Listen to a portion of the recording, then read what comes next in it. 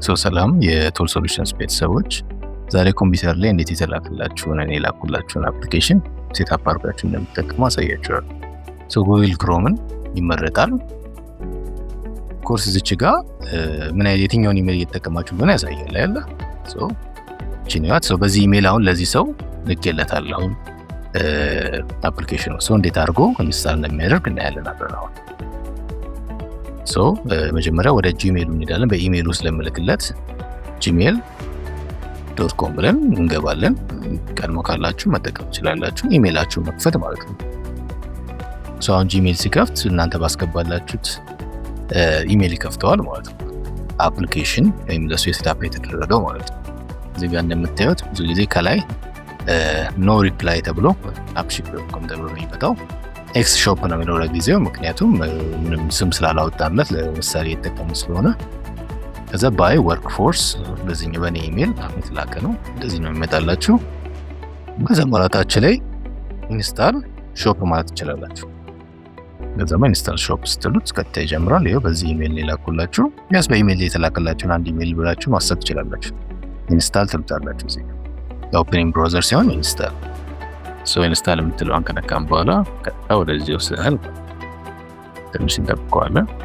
ኮርስ ጋር እንደዚህ አድርጎ ቲኤስ የሚለውን ሎጎ ያመጣላችኋል።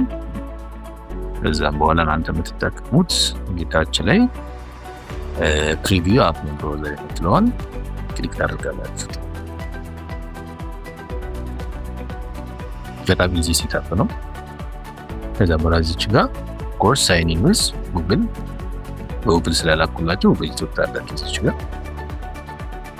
ምክንያቱም ኦልሬዲ ደግሞ ኢሜይሉ ስለገባለት ክሮም ላይ አያስቸግራቸውም። ጉግል ስትሉት ያመጣል።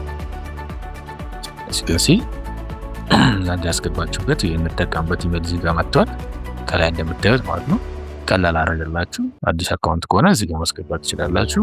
እንግዲህ ግን ቀድሞ የነበሩን አካውንት እኔ በላኩላችሁ ታስገባላችሁ። ሌላ ኢሜይል ከሆነ አይሰራም።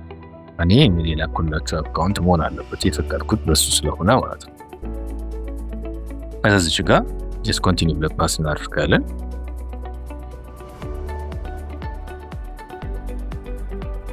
ትንሽ እንጠብቀዋለን። ይህ ተርምስ ነው። የስቶር ሶሉሽንስ ስለ ስቶር ሶሉሽንስ የተወለደ አባውት አለ። ይህኛውን አንብበን ማንበብ ይቻላል። ግን ካንስል ምትለን አክሴፕት የሚለውን ስንጠቀም አሁን አክሴፕት ብለናል። ወደ አፕሊኬሽኑ ቀጥታ ይወስደናል ማለት ነው። አሁን ላይ ሙሉ ሴትአፑን ጨርሰናል፣ ኢንስታል አድርገናል።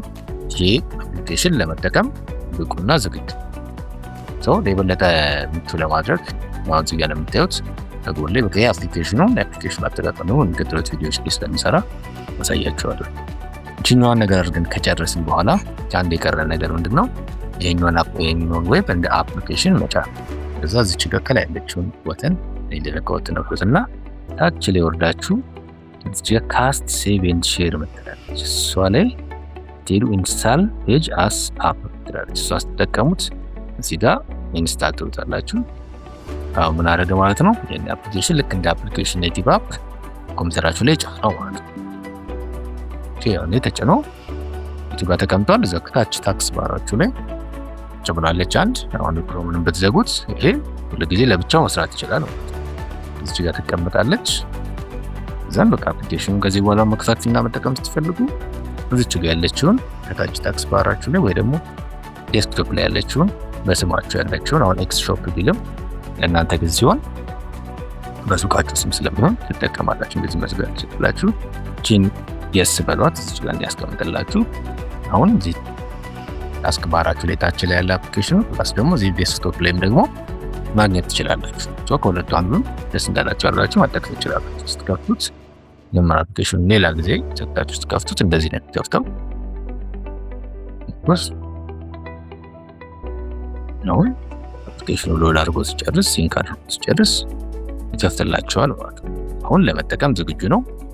በሚቀጥሉት ቪዲዮዎች አጠቃቀሙን በእቃ ማስገባት የመሳሰሉት ነገሮች ደግሞ አስረዳቸዋለሁ። ቴንክ ዩ